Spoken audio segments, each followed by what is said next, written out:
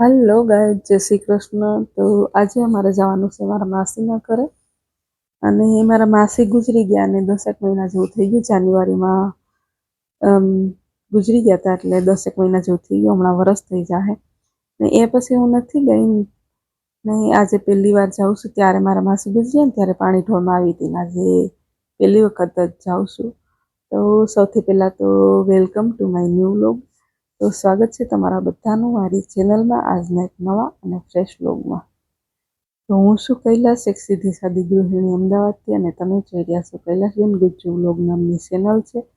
મારી ચેનલમાં મારા વ્લોગમાં તમને જોવા મળશે મારી હાસ્ય અને અસલી જિંદગી ને રસોઈથી લઈને સંબંધો સુધીની. તો હમણાં તો અમદાવાદના વ્લોગ નથી આવતા, ગામડાના વ્લોગ આવે છે ને. તો બસ હું પણ મજામાં છું, મમ્મીના ઘરે છું એટલે હમણાં આરામ છે. ને તમે બધા કેમ છો કોમેન્ટ કરીને કહેજો.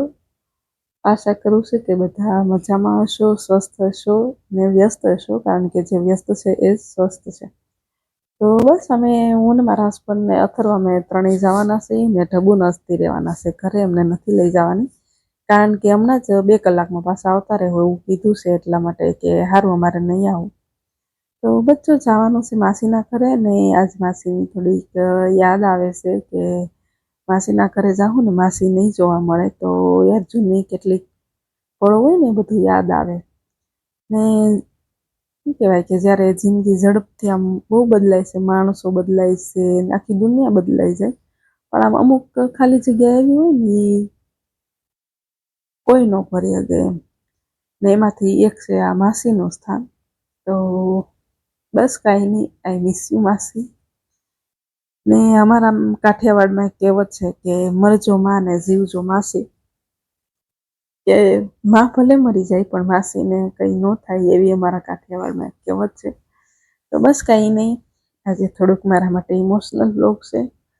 તો ચલો જઈએ છીએ. તમે કન્ટિન્યુ વ્લોગમાં રહેજો. મારી ચેનલમાં પહેલી વાર આવ્યા હોય તો ચેનલ જોઈન કરી દેજો, સબસ્ક્રાઈબ કરી દેજો, વિડીયો ગમે તો લાઈક કરી દેજો, એક સરસ મજાની કોમેન્ટ કરી દેજો. તો હાલો જઈએ.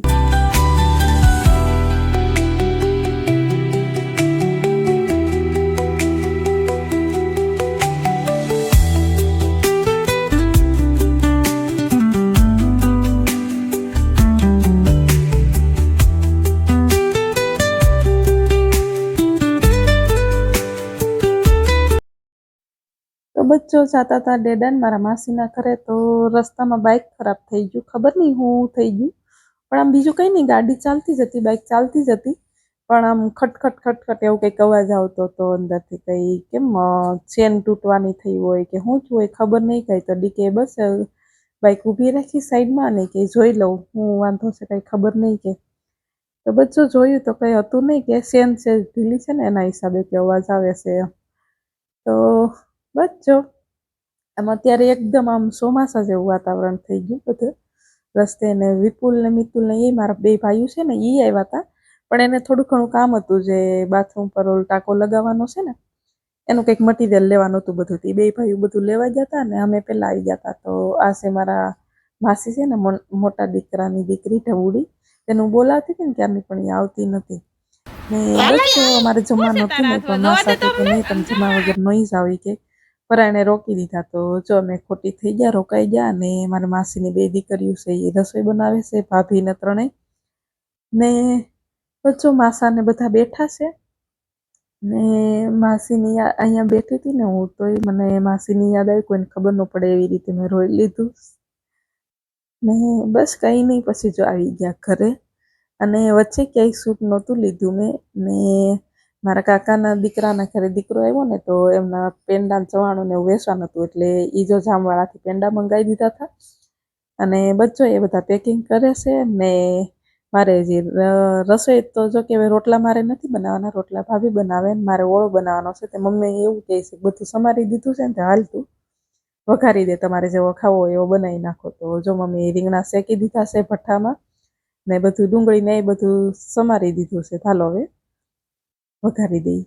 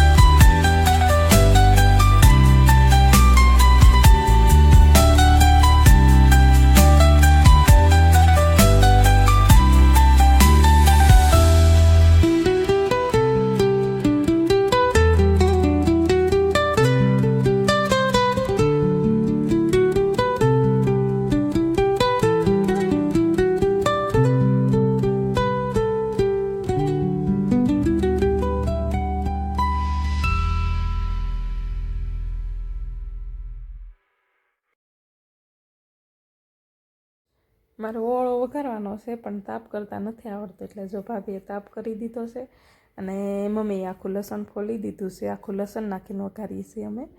તો બચ્ચો તેલ મૂકી દીધું છે, ગેસ ઉપર નથી કરવાનો, ચૂલા ઉપર જ બનાવવાનો છે. તો જો ડુંગળી વઘારી દીધી છે, હવે નાખી દેવું ટમેટાં. ડુંગળી સડી ગઈ છે, હવે નાખી દેવું ટમેટાં. પછી લસણવાળી ચટણી, ધાણા જીરું ને મીઠું એ બધું નાખી દેવું ને પછી નાખી દેવું શેકેલા રીંગણા. ને છોકરાઓ જો બહાર ખાટલા ઉપર બેઠા છે ઓસરીમાં, તો હું છોકરાઓને હાથ કરતી હતી કે હાલો પપૈયું ખાવું. એને બાપુજી લાવ્યા ને વાડીએથી, બહુ મીઠું છે. દેશી છે ને બીજા નંબરમાં, કે જે ઝાડ ઉપર પાકે ને એ બહુ મીઠું હોય પપૈયું, ગમે એ ફળ હોય, ઝાડ ઉપર પાકે ને બહુ મીઠું હોય. તો બચ્ચો ભાભી રોટલા બનાવે છે અને મારી મમ્મી એવું કહેતા હતા કે જલ્દી જલ્દી રોટલા થઈ જાય ને તો ફટાફટ ખાઈ લઈએ. ને અહીંયા આવ્યા ને તો અમે છે ને 7:30-8 વાગ્યામાં ખાઈ લઈએ, વાળું કરી લઈએ મતલબ કે. ને કાલે વહી જવાનું છે મારે ઘરે, એટલે થેલાજી ભરવાના બાકી છે. ને હાલો કપડાં હંકેલી લઈ, થેલા ભરી લઈ ને આજનો વ્લોગ કરી દઈએ પૂરો. જય શ્રી કૃષ્ણ.